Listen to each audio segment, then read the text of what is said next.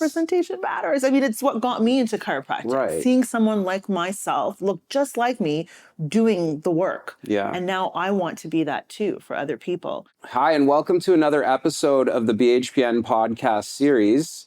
Today I'm joined with Dr. Nekessa Remy. She's a doctor of chiropractic practicing here in Mississauga, Ontario. Nekessa, thank you for being here today. Thank you so much for having me. I'm really excited to be here. Great. So we're excited to hear about your journey and, how you got to where you are today. Yeah. For those in the audience who haven't heard about you, can you tell us about your current practice? Yeah. Where is it? What's it called? And what do you do? With pleasure. So I am a chiropractor, as you mentioned, and I own a multidisciplinary clinic here in Mississauga in the Erin Mills area. And we are called the Chiropractic Office and Health Associates. Okay. So it originally started with me, just being a chiropractor. And over the last, 6-7 years, I've slowly added to build a multidisciplinary clinic where patients can kind of come in and they have access to all types of healthcare. Okay. Not only do they have access to it, but we are working as a team also to make sure that we're creating treatment plans that kind of address all aspects of someone's health. And we'll be celebrating 7 years this November. Wow. Congrats on that. Thank you. Thank you. So besides chiropractics, what types of other professionals work in your office? Yes. So we have physiotherapist, massage therapist, and we also have an osteopath. And then we have recently added a psychotherapist as well as a naturopathic doctor. Wow. One thing I've noticed since COVID is there is becoming this, or there probably always was, but it's just been more noticeable since COVID, this real communication or something between the physical and the mental health. So what I was finding in practice is we were getting people better, but up to a point. There was something missing. And so that's why we recently brought in psychotherapy, and now we offer that service as well. So just to really complement all aspects of healthcare. Yeah, that's not very common, I have to say, but it is important. I know that with pain, there's a psychological aspect, right? Understanding how to interpret pain, understanding, how to live with pain. And I think that that's an important new addition to your practice. So 100%. That sounds exciting. Because I would love to tell everyone, I can make you pain-free forever, but I can't do that. Yes, I can give people the tools that they need to manage pain, but there is that mental component, and I'm not trained to do that. Okay. But having a psychotherapist who can kind of deal with the other aspects contributing to stress, pain, and that kind of stuff it's been really successful, and I'm really happy to have that addition. Well, that's great. Now, I have to ask you, and I'm sure people in the audience want to know this as well. Can you explain what the basic differences are between chiropractic, physio, and osteopathy? Because I even don't know, really. I mean, I know there is a distinct difference between the three, but can you give us an overview? If I'm honest with you, there's a lot more similarity than there is differences. Okay. As a chiropractor, we are really trained on joint manipulation. So we work on a lot of restrictions within joints specifically. Yes, we do muscle work and other things like that, but our training really focuses on joint restrictions. So the spinal manipulative therapy that we provide kind of makes us distinct. However, there are some physiotherapists now that can take additional training. But physiotherapy, at least in my opinion, they really focus on the active component to rehabilitation. Yes, as chiropractors, we have some training and we can take additional training, but pre-operative, post-operative care, I think the physiotherapy, that's really their bread and butter. Mm-hmm. And at least in our practice, that's what they focus on a lot. Okay. And then our osteopath is about chronic pain, and they really work on the circulation of the body. Right. When there's an injury, when there's a disruption somewhere, circulation plays a huge role in that. And I feel like that's what they focus on the most, which makes them really helpful for chronic pain, but also digestive issues, respiratory issues. They can work with a lot of systemic issues as well that we as chiropractors and physiotherapists might not be able to help with as much. Okay, so excellent. So you're able to hit kind of all aspects of the body. So when it comes to pre-post-op situations, you're more of a physio prescription. Yes. Chiropractic working with bone manipulation, and then your osteopathy is working with organs and circulation, right? Exactly. So you're not missing anything. No, hopefully not. Okay. Excellent. All right. Now I want to get back, in your story. So where are you originally from? Where were you born? Right. And what's your family background? Okay, so my parents immigrated to Toronto from Dominica, not the Dominican Republic, but Dominica itself, in the early 70s. And I was born in North York. And I grew up in like the Downsview area. And it was a really nice neighborhood because our building had probably 5 or 6 other families that had also immigrated from Dominica. Okay. So you were growing up with people that looked like you, sounded like you, ate the same foods you ate. Like it was just this magical time that I don't think I really appreciated until I got older. So I spent many years in the North York area. Then eventually my parents moved out to Mississauga, which is where I've been since. So now I live in Mississauga. I work in Mississauga. Both my parents are in Mississauga, and my brother and his family are also in Mississauga. But our roots are definitely very big in the Dominican culture. Excellent. Awesome.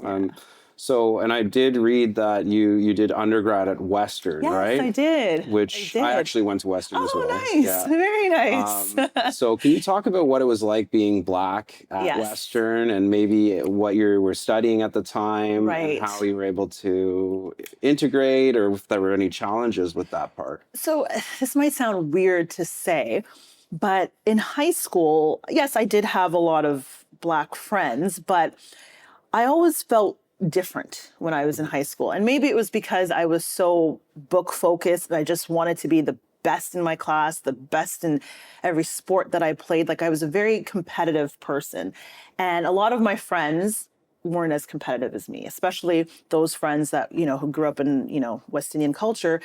A lot of them weren't as competitive as me. And I felt like sometimes I felt a little bit alone. Also too, in high school, being lighter skin, I was often teased about being lighter skinned from other students. And at the time, I didn't think much of it. I just was like, yeah, I'm different. People, would say that, oh, which one of your parents is white? And I'd always be like, I'm not actually white. Like both my parents are Black. I'm just a lighter shade. Right. And it was a lot of like, I don't know. I never felt comfortable in my own skin. Mm-hmm.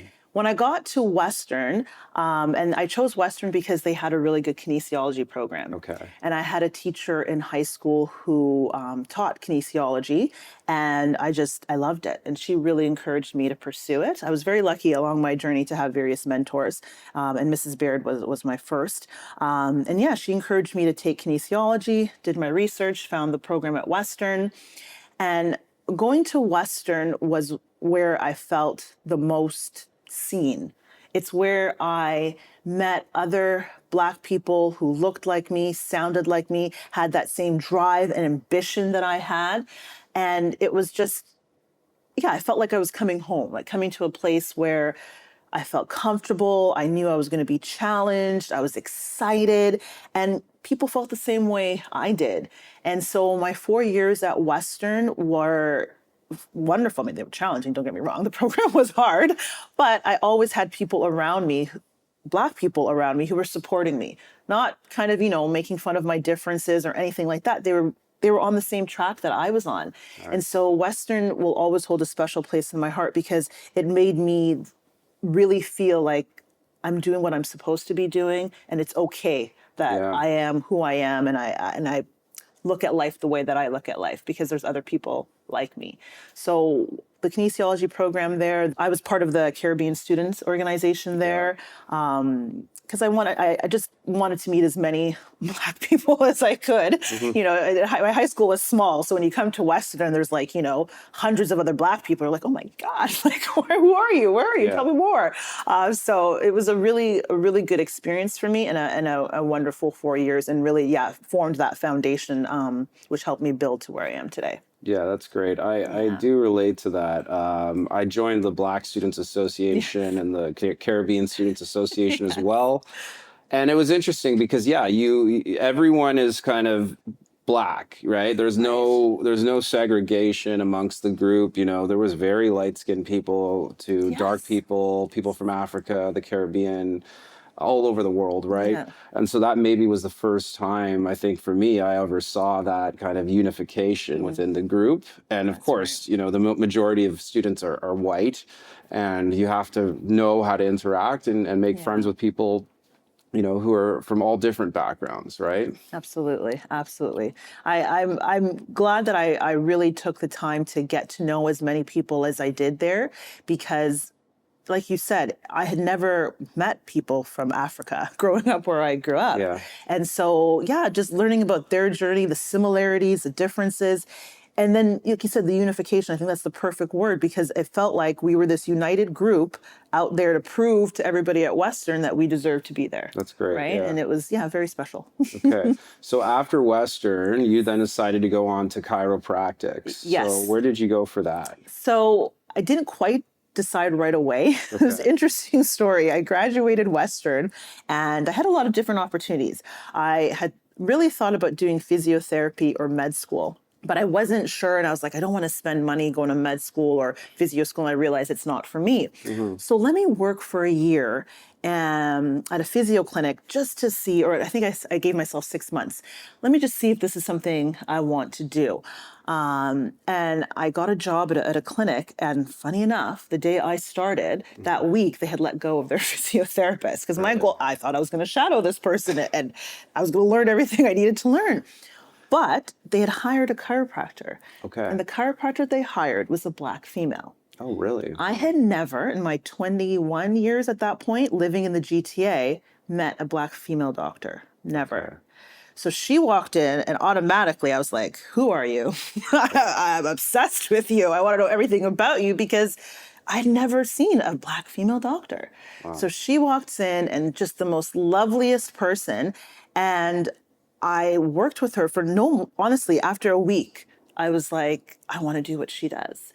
Like, she was just using her hands, stretching people, adjusting people, making them feel better, right? Like, from helping moms hold a baby to helping a guy run a marathon. Like, she was doing that with just her hands. Wow. No medication, no surgeries, just stretching, giving them some advice. And I thought, that is amazing that you're able to do that with just your hands. And so after, 7 days, after a full week, I was like, I think I want to go to chiropractic school. And then she became my second mentor.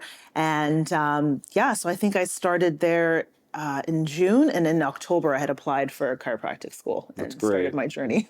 So it sounds like what attracted you was the ability to use your hands as a treatment modality. Absolutely. And it sounds like also just the advice and the counseling that's involved. And it's very, just from what I'm hearing, the range of patients is very diverse, right? You might get, someone who's a retired patient. You might get someone who is a mom. Right. You might get an athlete. You might get child, right? Yeah. So you never know what you're getting. You can treat any patient, right? Patient. Yeah. And that's what I love about the profession, is you get to treat a wide range of people. Yeah. And it's an accessible form of care that not a lot of people, I mean, it's becoming more okay to see a chiropractor now, but I remember 18 years ago when I started, people were saying, oh, I can't tell my family doctor because they may not like that I'm going to a chiropractor, and there's all this secrecy, and I was just like, this is crazy. This is absolutely crazy. But being a chiropractor has let me do a lot of things.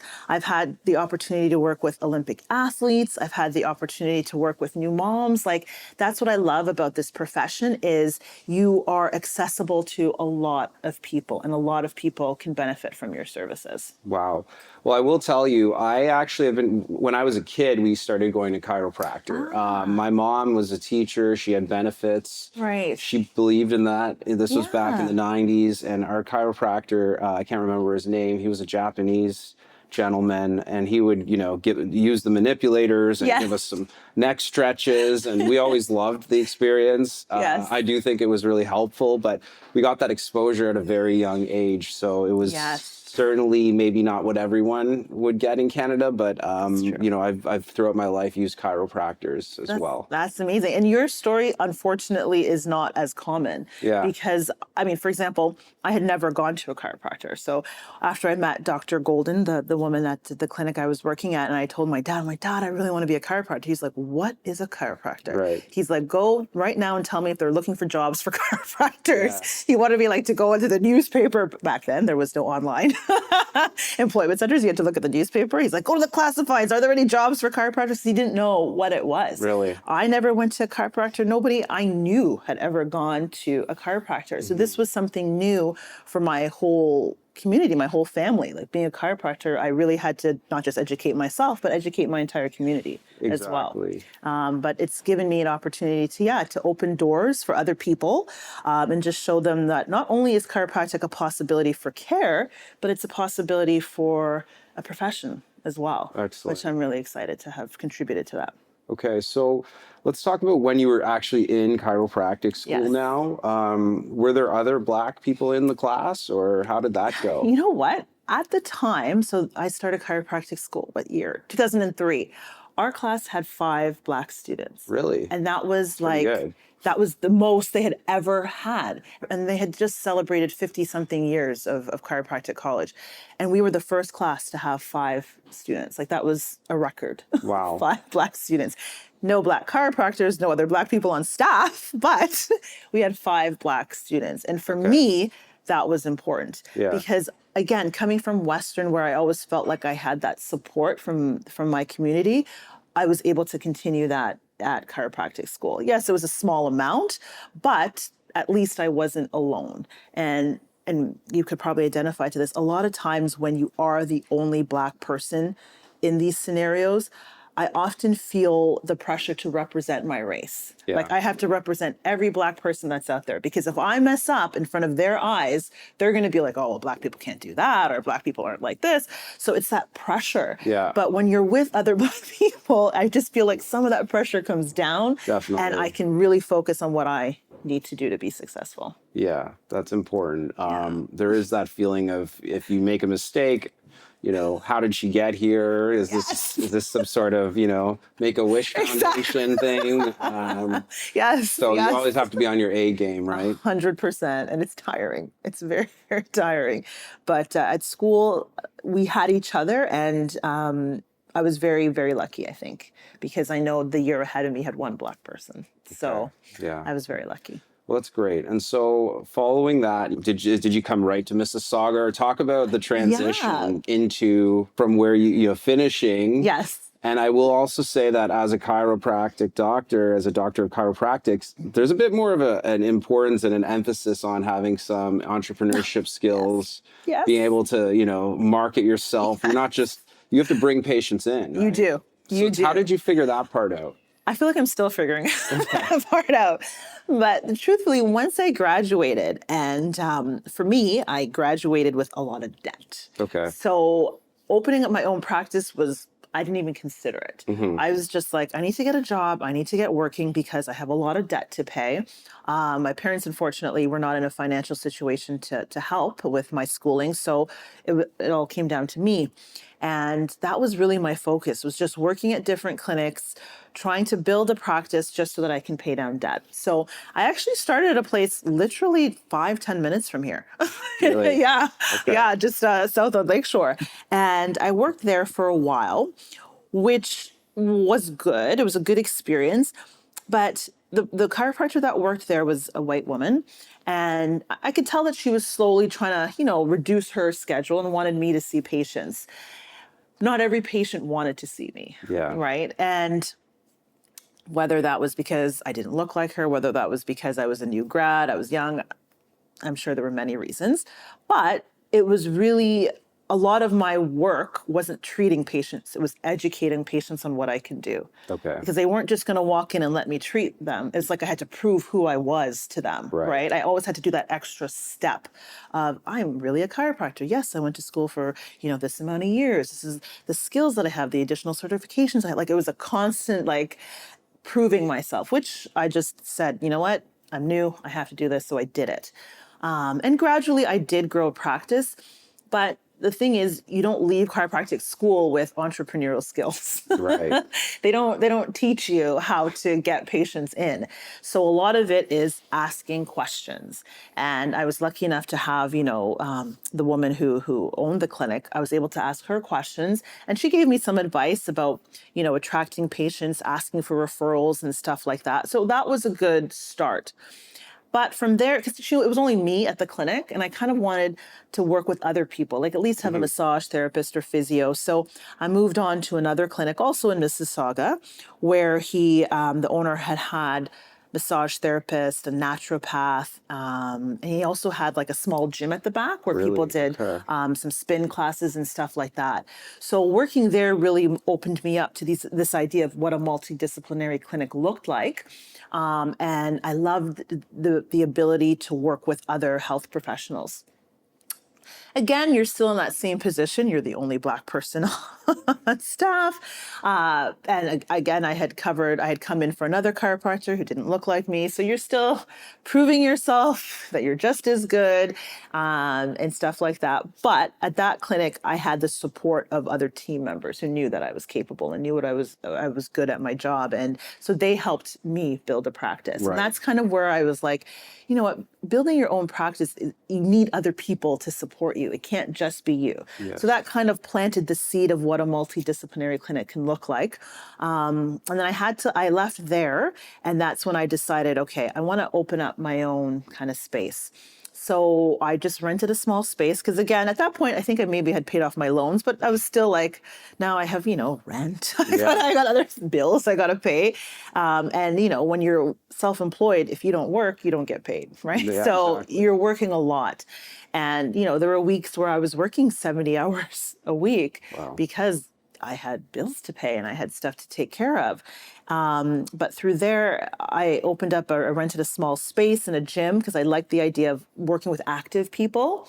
And active people are always getting hurt. So I was like, I got to stick with people who do these classes and stuff. Yeah. And I opened up there. And then from there, just started adding to my team to the point where we needed a new space. And then we got the space that we're in 7 years ago.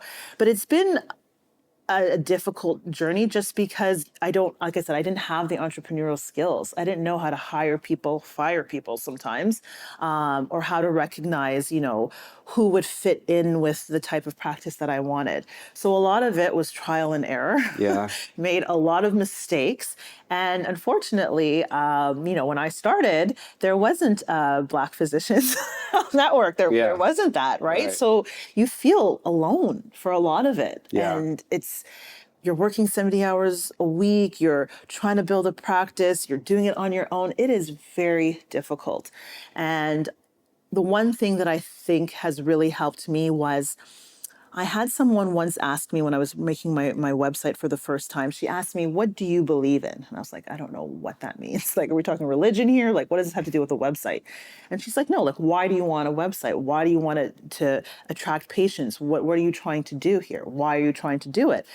So I had to think for a few days before she agreed to do my website. But you know what? She really helped me narrow down what it is I'm trying to do. And from that question, I discovered my own, mission. And my mission is, I truly believe that healthy living is a right, not a privilege, right? We should all have access to healthcare. It shouldn't matter the color of our skin, how much money we have, how educated we are. It doesn't matter. Yeah. We all have the right to be healthy.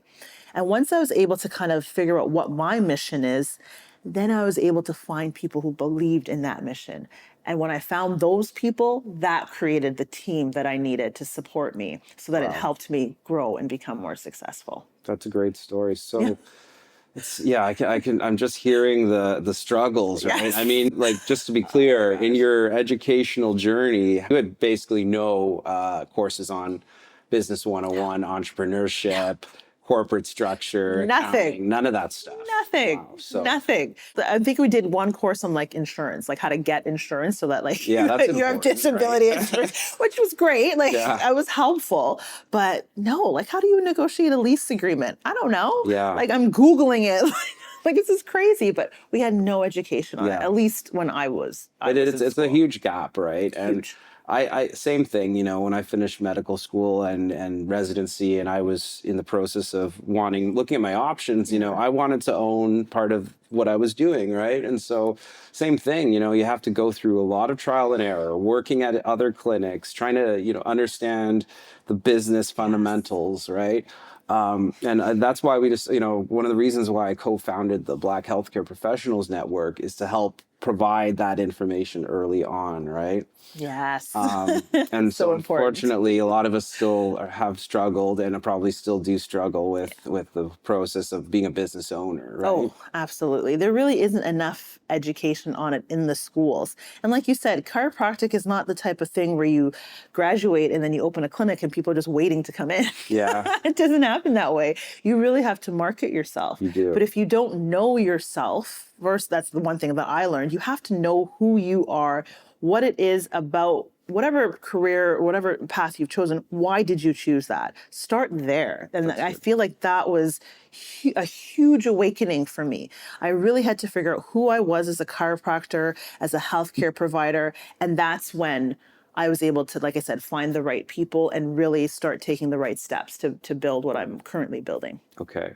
So it sounds like in your business, you know, insurance coverage and understanding that aspect is really important, because I'm sure that, you know, there's certain clients that might have coverage for physio or chiro or certain limitations. And I'm guessing you want something that is sustainable. And so you're thinking about the client's financial situation. Absolutely. Can you talk about that and how you navigate that? Absolutely. Well, what's interesting is how many people don't even realize that they have insurance and it covers a lot of these services.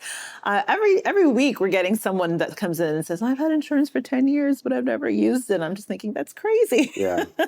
But we are lucky too, where we are, because we've been in business for a while, we have good relationships with insurance companies. So we're able to actually direct bill for a lot of our services, which just takes that barrier out for a lot of patients. And because, again, we're a multidisciplinary clinic, if someone, for example, a lot of people have very high physiotherapy coverage. Physiotherapy, for whatever reason, is really liked by insurance companies, more so than chiro and some of the other ones. So with that, at least we know, okay, even if you can't see me a lot of times for financial reasons, I can talk to my physiotherapist. She knows what I've been doing. She can pick up where I left off and continue. Yeah. And again, that is the importance of just having a team that shares a similar vision. So for us, we always ensure that if we are able to direct bill, we will do so for that patient, because patients don't realize that, they, could have $100, $500, $1,500 a year of coverage, but maybe don't know how to navigate it. But if we are able to do the direct billing, they don't have to worry about it. We can take care of it all. And then again, because we have massage therapists, naturopath, we're able to kind of, if they don't have coverage in one, or they use up coverage in one area, they can still continue care to make sure that their health goals are being met, just with a different provider. Right. So finding ways to kind of create a plan that's not just thinking about this visit, but maybe the whole year. Like, how do we optimize your usage, right? And spread it out amongst the team, right? Absolutely. Yeah. And the nice thing is our front desk staff is trained on that. So before they even come in to see me, the front desk has explained to them, you know what, if you have insurance coverage, these are the services that we offer. These are the services that your insurance covers. We can direct bill, we can't direct bill, whatever the case is, so that they know ahead of time what they're able to afford and what they can't afford, or how we're able to help them to make sure that their health goals, are being met. And the direct bill is really important. Yes. I mean, I've switched dentists because they weren't direct billing. Like, I am not dealing with non-direct billing. It's, right? I cannot seem to take the time to fax in the forms. It's not happening, So. Yeah, so we actually have, we use a certain EMR system that allows us to direct bill. So we've taken it that step further to make sure that our software is actually compatible with insurance companies. Good. Again, just to make it smoother for patients. Because again, again, these services, alternative healthcare can be expensive, right? Yeah. And not everybody can pay that out of pocket. So we do our best to work with insurances, work with their plans to make sure that they're able to come in for treatments. That's great. All right. So in addition to owning your own clinic and running your own practice, you also do quite a bit with workshops and speaking engagements. You have your own website. Yes. Can you talk about when did you start that and what are you doing there and how is that feeding into your overall kind of brand, I guess? Well, it all started with actually local TV appearance. The local cable network had asked me to come in once just to talk about posture. And so I had done that, gosh, this is probably 10, 12 years ago now. And from there, they invited me on again. And so I ended up doing a few segments with them. What I had loved is the feedback. So what they were telling me was like, oh yeah, like people were saying that, they tried the exercises that you did, or you helped them, figure out, I think I did a segment on pillows or something, like how to find the right pillow for them. And it kind of triggered something in my head, like, wow, I'm helping people outside of like my little, square clinic. Yeah. And I wanted to continue to do that, to reach more people, because again, it stems from my belief, healthy living is a right, not a privilege. People should know how to pick a pillow, right? So they're not waking up with neck pain. And it doesn't have to cost $200. It just has to be the right height. So here's some information. And so from there, I wanted to do more of that. So I ended up doing a lot more TV, like the morning shows, like health and wellness segments. I'm actually doing one in 2 days on backpacks, which is really cool. But I just love the idea of really being able to get that knowledge out there. So I always say like my job is like, take the research, look at the new products, new technology, whatever, and just break it down so that I can give people accessible information that they can start using right away to help them live healthier. So from the TV experiences segments and stuff, I had been asked to do a couple lunch and learns from different companies. This was just before COVID. And again, it was just a great experience. Like, I'm now in a room with 30, 40, 50 people talking about how to set up their desk. Like, this is awesome. Yeah. I'm helping people outside of the office. And then honestly, COVID in a way was good for business because now people are working from home. Okay. They're sitting, longer and longer periods because they don't have to get up to go to a meeting. They wake up and roll out of bed and go to their desk or their bed or the dining room table, which I learned. And people were just injured, but stuck at home. And so now I was doing these virtual workshops like once a week. And it was a way to just also connect with people because our clinic obviously we had to shut down for a while and stuff, but I still felt connected to doing what I was supposed to be doing. So I just knew in my heart, okay, I still have a business to run, but I need to incorporate this into my business. And so through COVID, I started the process of, creating workshops and just letting patients know so that they can tell their employers what I was doing. And that kind of, blew up during COVID. And I'm continuing to do that. And also in the back of my mind, realizing, a chiropractor, it's a very physical job. Yeah. And eventually my thumbs and my wrists are going to be able to do what I need them to do, but I'm still going to have this passion inside that I need to, help others and educate others about health. So this is a way for me to start building this part of my business so that when I'm not able to practice, I'm still able to get out there and help people. Yeah, so you're still able to share your knowledge, you're still able to provide education. And so does that almost become another revenue stream for your business, right? 100%. These workshops. Yeah. And when you think about it, like, especially when I do like a couple courses, as a business person, these courses, you create it and then it's just out there you can just sell it. Like I don't have to be present, right? Like I've done the work, I've filmed the videos, I've created the courses, all that kind of stuff, all course material, and I just send it out. And it's a great revenue stream, which doesn't require the physical demands of being a chiropractor. And that's really key. And that's one of the areas where I think many healthcare professionals can tap into is these educational and informational products, right? Whether it's a book, a video series, a talk, a seminar, being able to provide value to corporations, to institutions, and of course, charging your money for that, right? Absolutely. As you should, right? Yeah, absolutely. Like, we have this knowledge, and I shouldn't feel guilty about, charging for this knowledge. It's taken, I'm not gonna lie, it wasn't easy at first, and I probably undercharged a lot of people when I first started.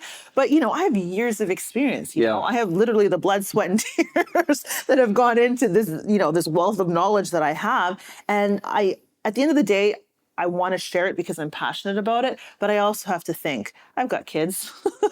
One day, I can't work until I don't hopefully have to work physically until I'm 65. Like it's hard, right? Like doing what I do, I have to work out. I have to stay healthy because otherwise I can't do what I do. But this is just another way to have that kind of second source of revenue coming in, but also I'm reaching a lot more people, which I love. And in addition, you're building your personal brand and reputation. When people look you up, they can see that you've been on TV. Right. People will seek you out for that reason. Exactly. Yeah. It's also, I think, important as a Black chiropractor, so we can see what you look like. Yes. Yes, representation matters. I mean, it's what got me into chiropractic. Right. Seeing someone like myself look just like me doing the work. Yeah. And now I want to be that too for other people. And I've been lucky enough. I have a patient who, a Black girl who I started treating when she was 13, and she just graduated from chiropractic school. Wow. Because she said that her experience with me changed how she looked at her body and how she looked at healing. And now she's off to BC to be a chiropractor. That's amazing. And I fully believe that representation matters. So I'm putting myself in places where people can see me. That's good. Sure. That's good. And that's one of the reasons why we created the directory on our website is you can't just look at someone's name and know if they're Black, right? I mean, you might, but you probably can't. Like people see my name, Nick White, and I don't think they think I'm a Black guy, right? And they're shocked. Yes. But be able to look, and I think patients want that. Some patients care about that, right? 100%. Not just Black people, but some white people or non-Black people too, right? Absolutely. So that's, being on TV is a great start. Mm-hmm. And I'm sure people are probably wondering, but and I've made a few appearances as well, but once you get kind of on their list, then do they start reaching out to you for invitations, or how does that work? Sometimes they do, but I have contacts, so I reach out to them. Okay. Because I just don't want to wait for them to reach out to me. One thing that I try to do, having been on TV a few times, is the trends that are coming, right? I know that every fall it's back to school. Right. That doesn't change. So I know people have questions about backpacks, about kids returning to sport, or whatever the case is. So I'm going to say to them, hey, this is what's happening. This is the new and latest in this, or this is something that, my patients have been asking for. I should talk about this. So I put it out there myself. So and I think that goes for anybody. When you have these contacts, you should be following up with them. That's good. I think it's so important. Yes, not every email is a sure, come on. Sometimes it's like, we're not interested, but I'm going to try again, right? And I'm just going to keep doing it because at the end of the day, no one cares about my business as much as I do. That's true. So you have to just, nurture those contacts. And it's really helped me. It's really helped me. That's really important, is being proactive, right? Yes. Sending those emails. Yes. Maybe if 1 out of 10 it works, that's great, right? Yes, exactly. And I think you've done segments like in the winter, shoveling snow, which shovels work. Exactly. Things that are really, people are actually wondering about and don't know. And 100%. And I think that's very useful. Yeah. And so that's important, I think, for our audience to understand as well, is that you have to be proactive, you have to try, you have to keep staying in touch with people. Yeah, and use your resources. My patients are my greatest resource. If a patient asks me a question that another patient asks me 2 or 3 days later, that another patient might ask me a week later, I'm like, people want to know about this topic. Let's pitch it, right? Mm-hmm. So I do use my patients quite a bit, but it works. Like if 2 or 3 people are talking about it, chances are more people have questions about it. So let's turn that into a segment. Let's turn it into a seminar or workshop, whatever the case is.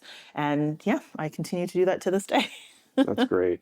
Now I want to get into some specifics around your practice. Mm-hmm. Can you tell us about some of the most common problems you're seeing in your practice?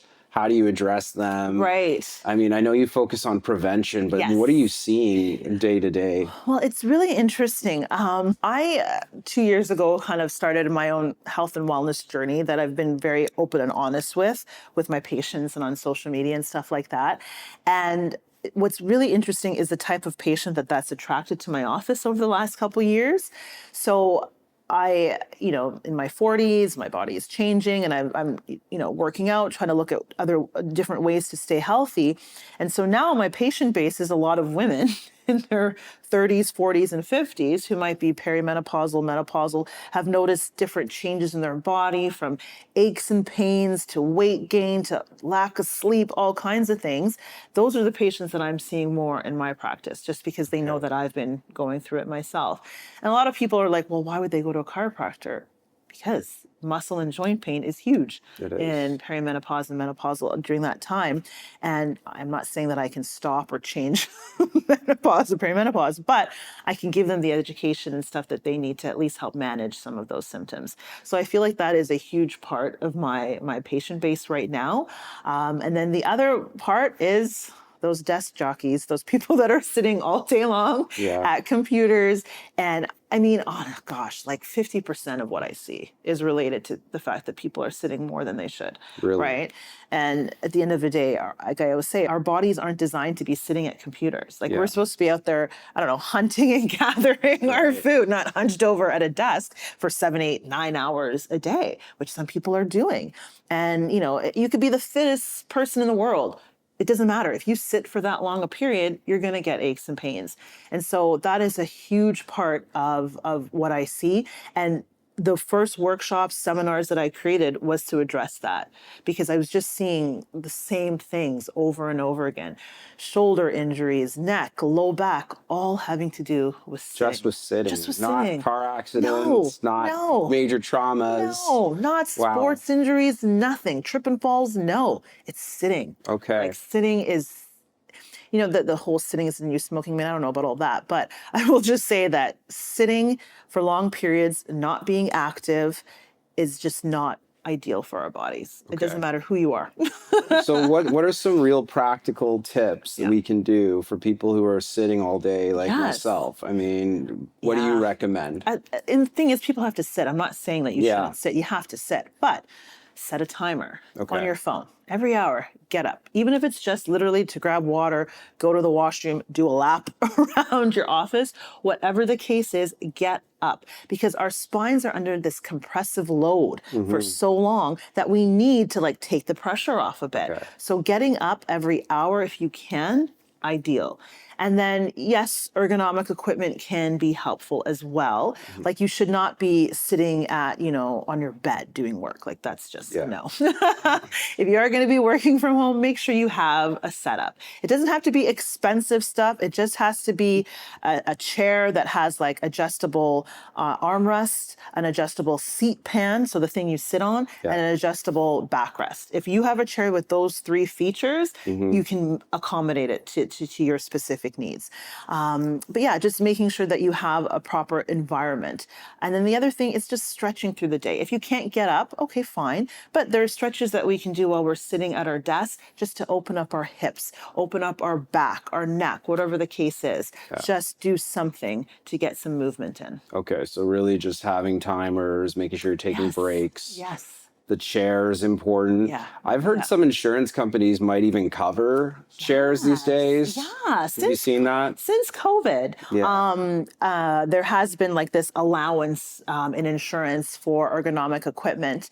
And a lot of times the patients just need literally a letter from me just saying, okay, I saw this patient, they have back pain, which could be stemming from sitting. I'm recommending that they get an ergonomic chair. Okay. That's it. That's a great way to get people to come see you. Exactly. Start the relationship, right? Exactly. Okay, awesome. So tell us about what your plans are with your practice. I mean, you mentioned, okay, at some stage, you're not going to want to be doing adjustments anymore. Yes. So are you going to plan to kind of have yourself be replaced? Where do you see it going? Yeah. How are you going to expand the operation? Yeah. Tell us about your goals. So the goal is definitely to one day work less physically in the clinic. One thing I've learned as an entrepreneur too is when you're working in the business, it's hard to work on the business.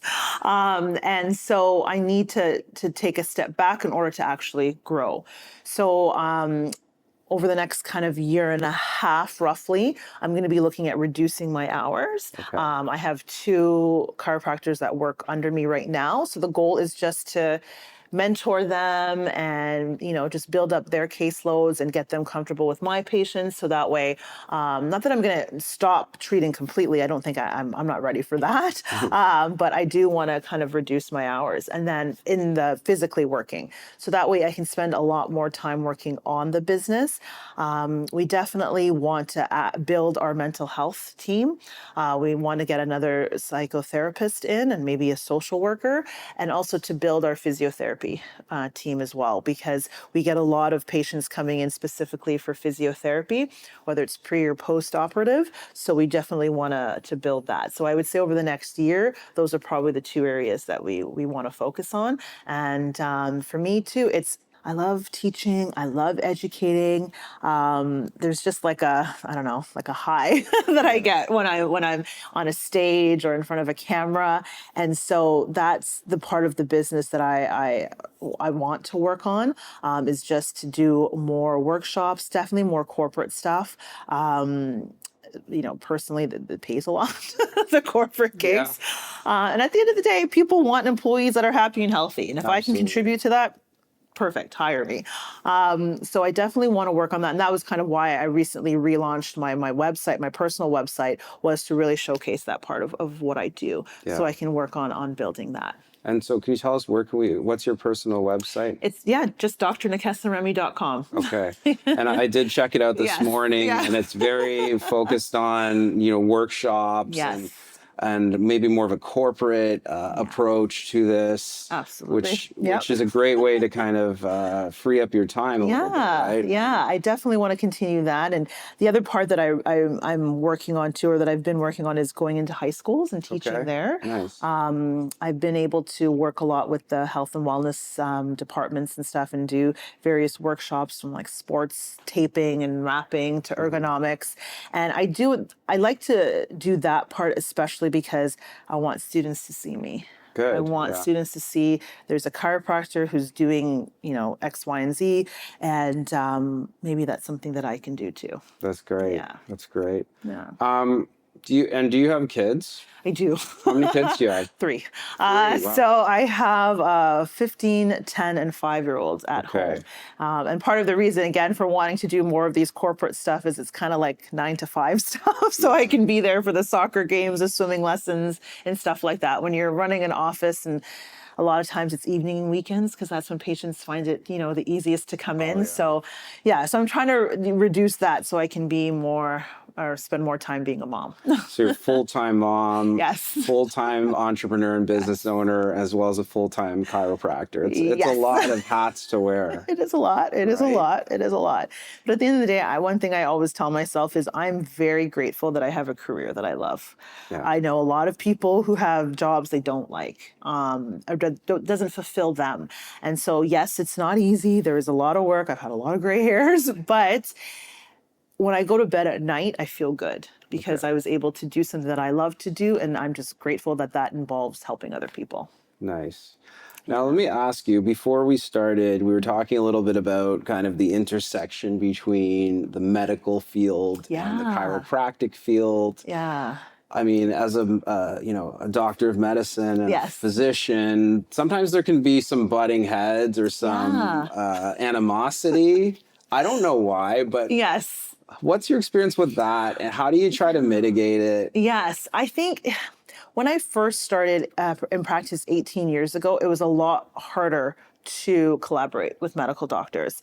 Now, what I'm about to say might be controversial, but Chiropractic years ago was very, I don't know, philosophical. You had to believe in chiropractic, right? Like chiropractic was more than just medicine. Like there was a certain, and there wasn't a lot of evidence-based chiropractic happening. I think that's really switched over the last 20, maybe 25 years. And so I feel like chiropractors at the time almost didn't want to associate with the medical profession because they felt like they were separate from it, where I think that has changed a lot. You know, a lot of the stuff that I learned in school was evidence-based, right? And so it's not just, you know, we're out here just cracking backs and doing that kind of stuff. We are taking a more holistic approach to care right now. And I think that it does now more align with the medical field. I know when I started, like I said, some patients were afraid to tell their doctor that they were seeing a chiropractor. And I think it's just because as chiropractors, I don't know if we've taken the time we need to take to really educate other health professionals about what we do and the shift that I think chiropractic has taken over the last 25 years. We are helping people, you know, with pain. We are helping people get off medications or minimize the amount of medications. We can help people not have to have invasive surgeries. And I think that puts us in line with what doctors want as well. But it's just, I think I said this to you, I felt a lot of times like I'm on the outskirts of medicine, like kind of wanting to dip in, but not sure if I'd be allowed to, which is why I'm so grateful for, you know, what you've created, is because, yes, it allows me to you know, have resources for entrepreneurship and not feel so isolated, but also to educate other, you know, medical doctors about what I do as a chiropractor and why I believe that it is beneficial for most people. Yeah. And I think the new school of thought, at least for me and many of my colleagues in medicine, is that when we're trying to manage chronic pain, there's only so much as medical doctors we can do. And it's very, very little, in fact. And so the guidelines are to, you know, patients are needing further intervention with an allied healthcare professional. And of course, it could be an osteopath, it could be a chiro, it could be physio. But really, it comes down to consistency of care. How frequently can you see this provider? And ultimately, that comes down to things like insurance and financial costs. And of course, you know, when we're sending them to a multidisciplinary clinic like yourselves, that does help us, you know, give a sense of, okay, this is in line with what we are doing.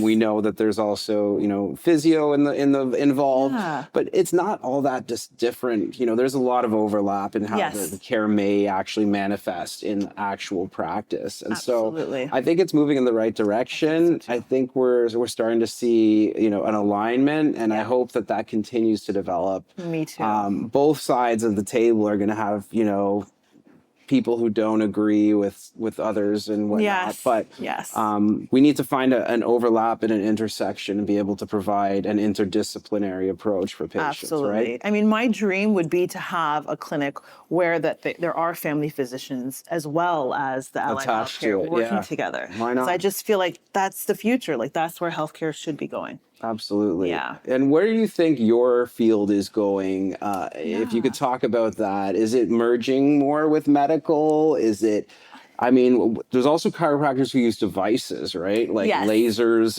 And like, can you talk a little bit about what that is as well? So technology is playing a huge role in what we do now. So as I mentioned before, like chiropractors, even like physios, a lot of the technology that we use is quite similar.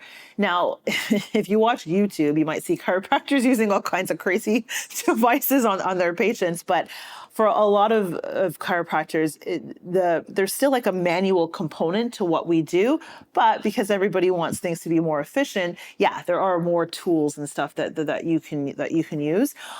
Here in Canada, though, it's not as popular as it is in the States. They use a lot of gadgets that we don't have access to here. But for example, you know, there are like massage guns now that you can buy on Amazon. That was a huge part of my practice when I first started. Just looking for ways that, you know, would save my hands, to be honest. So we use a lot of devices to help with muscle tissue release, increase blood circulation, reduce swelling, lasers, ultrasounds, shockwave therapy. Those are all tools that just kind of help us with the manual work. So it's like a warm up before we're able to do the manual work. So there's a lot of clinics that use that. And there's a lot of research that shows that all of those things are quite helpful in the management of musculoskeletal injuries. So there definitely is, I think, room for technology. And osteopaths don't use it quite as much, but at least for chiros and physios, yeah. Right. And things like LED lights. Yeah. I actually, previously in one of my clinics, we owned an LED light that would do certain wavelengths could help with muscular problems, healing. Yeah. There's a lot of evidence with that too. Yeah, so we have a low level I think it's an adjunct to whatever it is you're doing. Right? Absolutely, absolutely. And the thing is, chiropractic isn't a one size fits all. Like you gotta use different tools for different people. But yeah, we have a laser. We use different, we call them instrument-assisted soft tissue tools, which are just tools to help release muscle tension. And yeah, we have ultrasound, a TENS, IFC machine, I should say. So yeah, we use a variety of tools as well to help with patients. That's great. Yeah. I'm curious to know, in your practice, are you using any AI technology for things like even administrative or note-taking, or have you started doing that yet? You know what? For note taking, not yet, but I'm definitely looking into that, because the EMR system that we use called Jane app, they're constantly coming up with new stuff. So that's something that we're looking into. But we definitely use it for our marketing. Oh, really? Social media. Oh yeah. For everything from like videos to sometimes the wording that we use. Our front desk staff definitely does use it in our marketing campaigns for sure. Yeah, it's good. I think that's important to keep up with the trends, right? Yes, absolutely. You may have heard of AI scribes now that can help you with your note taking. Many of these EMRs are integrating that, but there's also, you can use, ChatGPT-4, you can use, 100%. Heidi, AutoScribe. There's a number of them out there. So should check it out. It can save you some time. Right? I'm always looking for more efficient ways of doing things. Yeah.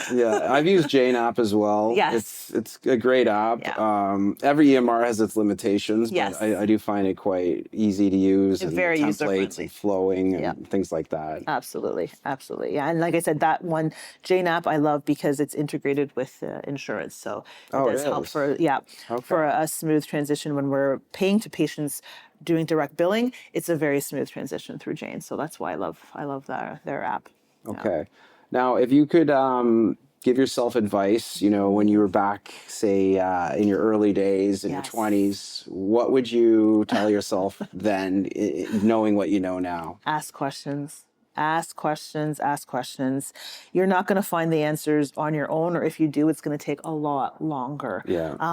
Sometimes, I've been lucky where I've had mentors here and there, but at the back of my mind, I never wanted to bother anybody. Okay.